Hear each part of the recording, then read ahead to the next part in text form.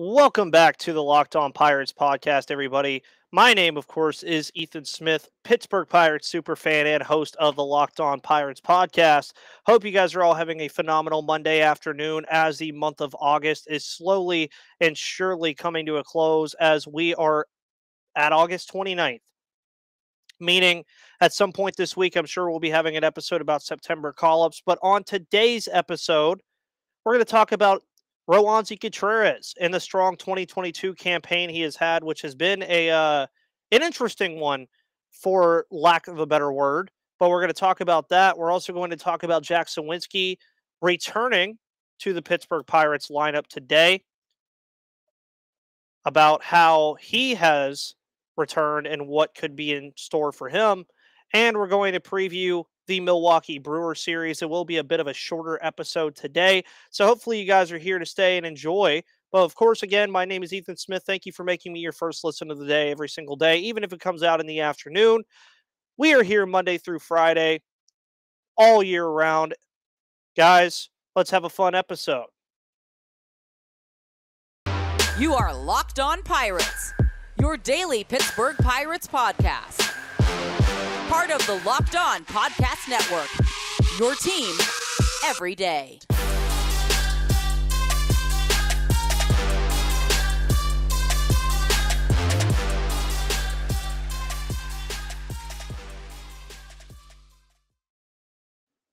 All right, everybody, and welcome back to that Pirates podcast. I am, of course, your host who does the most, Ethan Smith.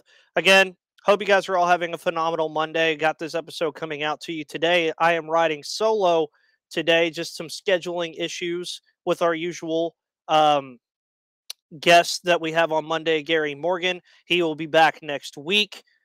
But it's going to be a very fun time here on the Locked On Pirates podcast as the Pirates finally get back into the win column against the Philadelphia Phillies yesterday in a game that was defined by two things: a strong Roansy Contreras start and triples upon triples upon triples to the right field wall at Citizens Bank Park. It was a very fun game to watch. The offense actually had some life to it. Roansy Contreras went 5 strong, only 3 hits allowed, no runs. You got to love to see those kind of games, especially with the young guys having a phenomenal game as well. And it all started with an O'Neal Cruz triple, a hit that I think he really needed, something that he struggled with this season. And I want to see him bat leadoff more. I think that's what the Pirates need to do, unless he's facing a lefty. I think he needs to be starting and right at the top of the lineup.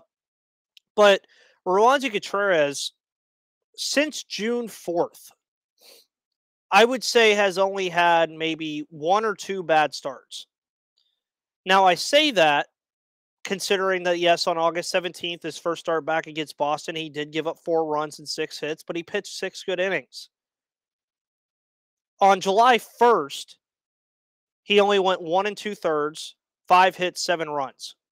June 15th and June 10th, he gave up 4 runs in both of those starts and only pitched about 4 innings. Outside of that, though, I mean, you're looking at a guy who over his last 4 starts, including that Boston start, has won at least 5 innings and not given up more than 4 runs, which is amazing. I mean, you're talking about Roansy having a 3.57 ERA and that is down from his July 1st ERA of a 4.09 after that bad Milwaukee Brewers start. Now, stats can mean whatever they want to you guys. Stats could look good, they could look bad, whatever. But yesterday, I think against that Phillies lineup, the strongest takeaway you have to have from Roansy Contreras after the start that we saw him put together last night or last afternoon, that slider of his looks nasty. I mean, absolutely disgustingly good.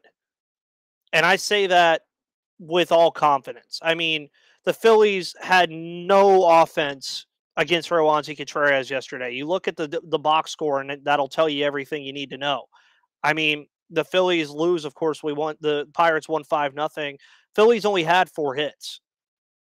The bullpen did great yesterday as well, too. Don't get me wrong, but Roansy Contreras going out the way he did this past week and putting out 2 very good starts, not against regular MLB teams.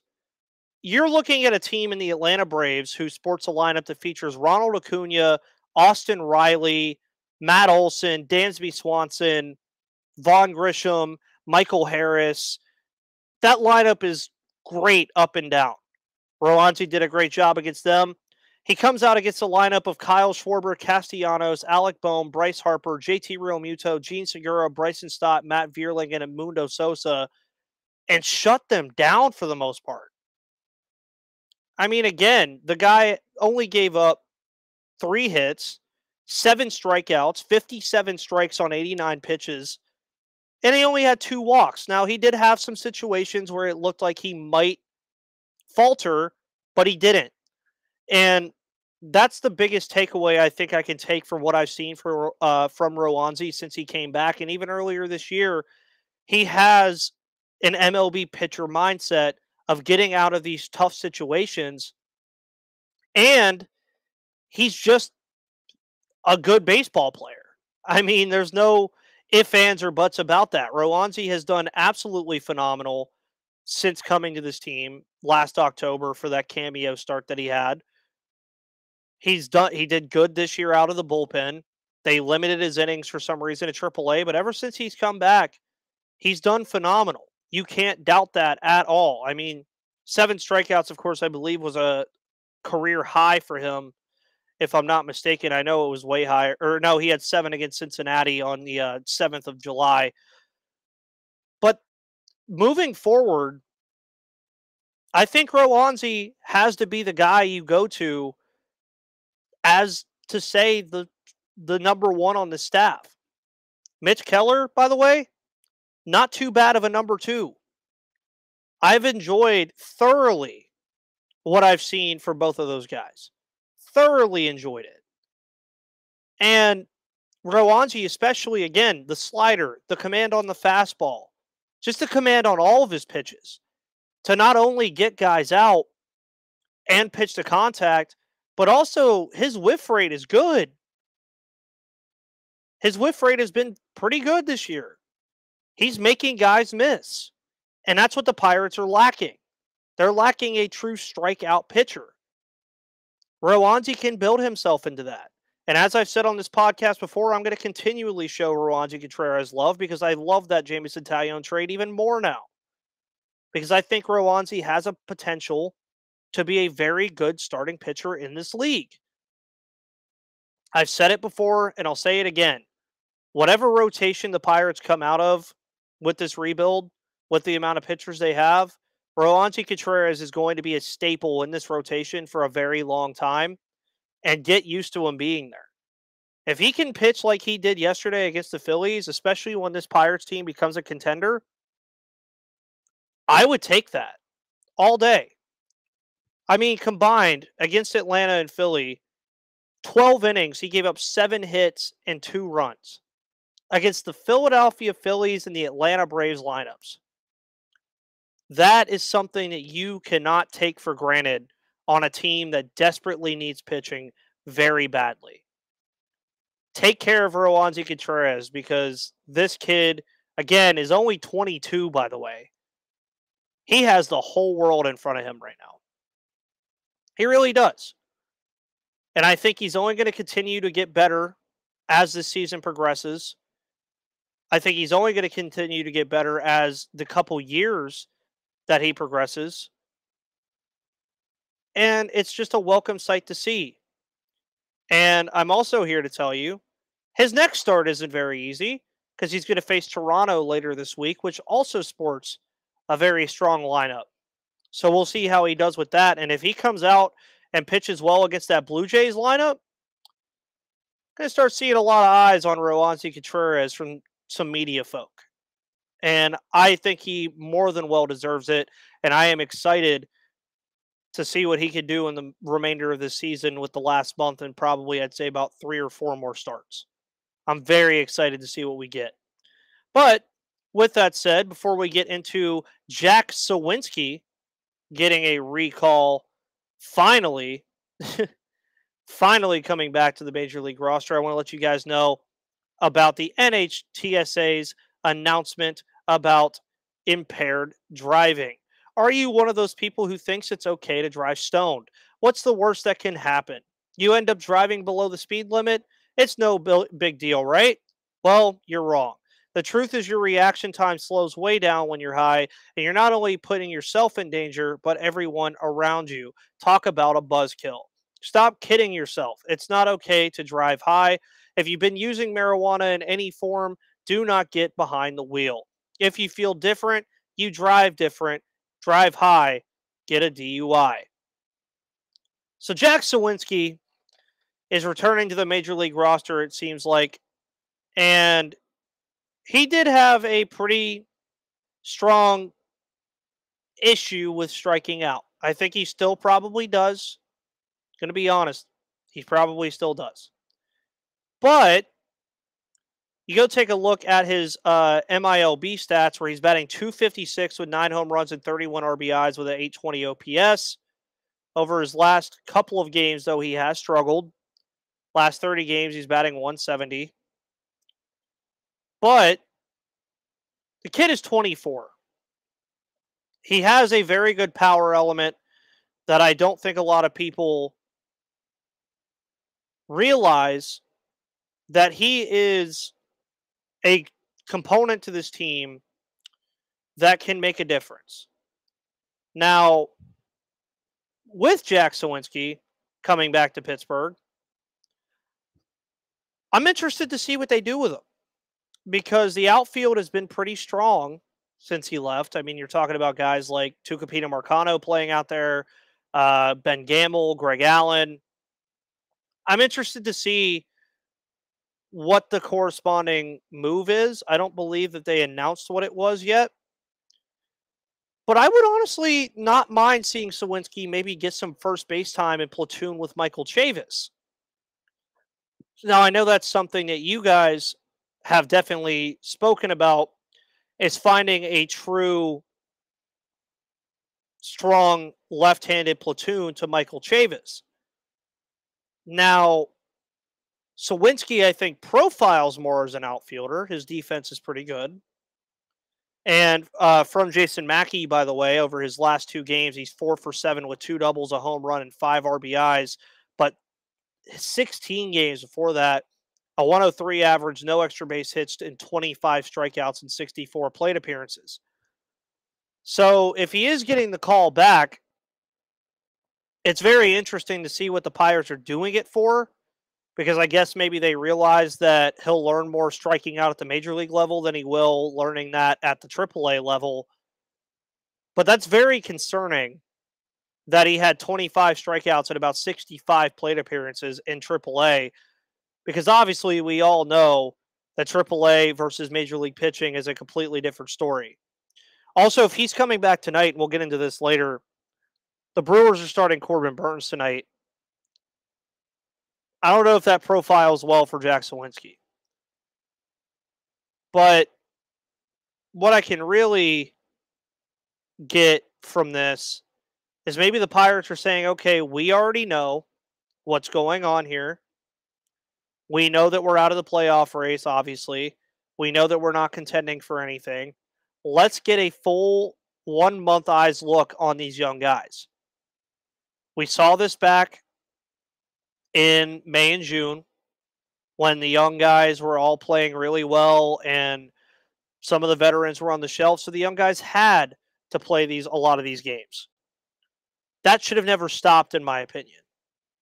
It would have been much more valuable for Jack Suwinski to stay on this major league roster than to go down in AAA to produce the same results in terms of striking out. Now, I got why they sent him down at the time, because maybe they thought it would help out in terms of the striking out stuff. It doesn't appear that it has. On the other side of things, if you can deal with the strikeouts, like some of you I'm sure will, Jack Suwinski is a very valuable player to this team because he brings you a strong left-handed power element, which you have in O'Neal Cruz and Rodolfo Castro as a switch hitter and Brian Reynolds. But why not add another one? This team does need some pop. Jack Suwinski has shown it and shown that he potentially has it. Now, I'm very interested to learn what the corresponding move is going to be. Not really sure what the corresponding move will be. I would like it to be a guy like maybe Greg Allen or one of the outfielders struggling. But as you guys know, with the Pittsburgh Pirates, they're going to surprise us in a lot of varying different ways. But again, this also won't be the only call up we get, obviously, with September 1st, I believe, being on Thursday. If I'm doing my math correctly, yeah, it's on Thursday. So obviously, this will not be the only call up that we see with September call ups coming. The Pirates will get to add 2 more guys. So on Thursday, we'll definitely be looking at that on who will be joining Jack Suwinski. I would assume it'll probably be pitching. That is my best guess, but I can't give a firm answer on it. But what do I want to see from Jack Suwinski with him coming back? Well, I think it starts obviously with limiting the strikeouts. He does have the power element too, but I would like to see him adjust and approach the plate a little bit more of just not swinging for the fences and trying to put it over the wall. I don't know if he has that in him. I don't know if he will have that in him. And you have to, if you're the Pirates, you have to get a look at this kid. Which is why I'm also still confused as to why Travis Swaggerty isn't here. G1 Bay, of course, has been injured for most of the year, so I get why he's not here. Maybe, just maybe, the Pirates are turning a corner and saying, okay, we need to actually get eyes on these kids to figure out what we have. Jack Suwinski is one of those guys. He is one of those guys the Pirates are going to have to be on the fence about of saying, is this a potential future player in our lineup? If you want my honest answer, I don't think so. But you had to at least give the kid a fair shake to even warrant that, which I think they're going to start doing with the likes of Travis Swaggerty, G1 Bay, and maybe Nick Gonzalez and Piguero at some point. But Jack Suwinski's back, it appears. Again, as I have seen, I did not see a corresponding move in relation to him returning, but I'm sure we'll probably see that tonight before the game against the Milwaukee Brewers. And if you're listening on audio, you're going to get some ads real quick, so we'll be right back.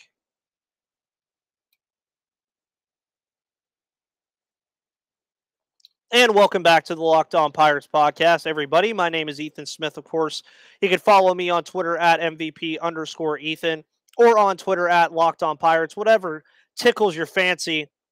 And we have all the coverage of the Pittsburgh Pirates, the minor leagues, and baseball news every day here on the Locked On Podcast Network, Monday through Friday. Pirates and Brewers face off tonight. Brewers, of course, been on the slide lately at 67 and 59. They've fallen out of the graces of a playoff spot. They're falling behind to the St. Louis Cardinals in the divisional race. They're 1.5 back of a wild card spot right now. Of course, San Diego kind of making things a little more difficult. San Diego has also played more games than the Milwaukee Brewers have. So definitely a big series here for Milwaukee, who after the Pirates, and again, this is the last meeting between these two teams this year, which feels like the 100th meeting of the year. The schedule favors the Brewers pretty well. I mean, they play the Pirates this couple first days, weekend series in Arizona, weekday series in Colorado, another weekend against the San Francisco Giants, and then the Reds, Cardinals. They play a lot of different games against a lot of NL Central teams, but this will be the last meeting between these two teams this year. It's been an interesting one between these two teams. Pirates, by the way, as I like to throw out there, they won 5-0 yesterday against the Philadelphia Phillies and moved their record to 33-10 on the season when they score 5 or more runs. And interestingly, for a Brewers team that has been decent this season, I wouldn't say they've been great, but they've been good. They're in the playoff hunt. Pirates are 7-9 against the Brewers this year. It's a very good benchmark, I'd say, heading into 2023. And if the Pirates could take 2 out of 3 in this series and even the season series against the Milwaukee Brewers with this team that they have currently sported, I'd say that's a pretty good thing to bring up in spring training. Like, hey, We split the season series with the Milwaukee Brewers. And if I'm Derek Shelton tonight, I'm telling them this. They sweep the Brewers again, which they did right after the All-Star break.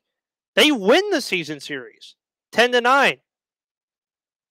So for the Pirates, I would love for them to take that into this series as kind of motivation to do well against this Milwaukee Brewers team, which is 5-5 in their last 10 games. Meanwhile, the Pirates in their last 10 are 3-7 and have been outscored by 4 touchdowns, 28 runs. Corbin Burnes will be on the mound tonight against a undecided pitcher in the Pittsburgh Pirates. We'll see who they decide to put on the mound tonight. Then on Tuesday, it's going to be Mitch Keller and Adrian Hauser. I'm excited to see Mitchy boy do what he does best. And then Bryce Wilson will face off against Freddie Peralta.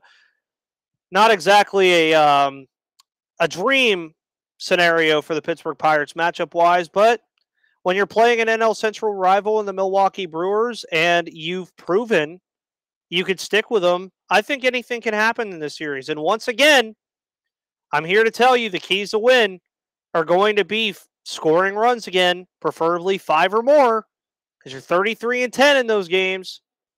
And pitching, I think, will be the biggest thing. I don't know who the Pirates are going to start tonight. They'll probably do a bullpen game again. Or maybe they bump Mitch Keller up a day, which I highly doubt. But I think that Tuesday game is going to be the one I would highlight the most. Get to see some more Mitch Keller with the sinker ball, see if he can keep the command on his pitches, see how this works out. I think the Pirates will win 1 out of 3 in the series. I just think Peralta and Corbin Burnes are going to be their demise in this series. I definitely think Corbin Burnes will have a strong start. Freddie Peralta has been injured for most of the year, so he's finally getting his feet under him. And I think he'll have a good start on Wednesday. So I think the Pirates win in the Mitch Keller start. That's what I'm expecting. I think they win 1 out of 3. Of course, you already know the way to pull out a win against this Milwaukee Brewers team is going to be good pitching, because if you let their offense get going, especially with their pitching staff, good luck. Their offense also hasn't really gotten going that much, which is why the Brewers are in the position they're in. And just to touch on it, I think it's very interesting about the Josh Hader mess that has been that trade, because the Padres have barely pitched him because he's played like crap over there in San Diego. And then Taylor Rogers got injured for the Milwaukee Brewers, who was supposed to be their Josh Hader replacement. So it's really just Devin Williams in the bullpen now, and some other strong arms as well, because the Brewers just produced them like candy at Willy Wonka's chocolate factory. I'm expecting a very closely played series here. I do know the Brewers are expecting to win this series more than likely because they need to. This is that kind of series that they have to have. But I wouldn't be shocked if the Pirates win 2 out of 3 somehow and even this series, which they have a chance to do so. Guys, my name is Ethan Smith of the Locked On Pirates podcast. You can watch the Pittsburgh Pirates look for win number 49 tonight against the Milwaukee Brewers at 8:10 Eastern Time, Monday, August 29th. Also, go check out Locked On MLB with our pal Paul Francis Sullivan. Make your second listen. The Locked On MLB podcast is MLB expert Paul Francis Sullivan brings humor, passion, and a unique perspective on every team and the biggest stories around the league. Follow the #1 daily league-wide podcast, Locked On MLB, on the Odyssey app, YouTube, or wherever you get your podcasts. You could also do the same here. You could follow me on Twitter at MVP_Ethan or at Locked On Pirates. With that said, guys, thank you for tuning in to this Monday, August 29th edition of Locked On Pirates, and I will see you guys on the flip side.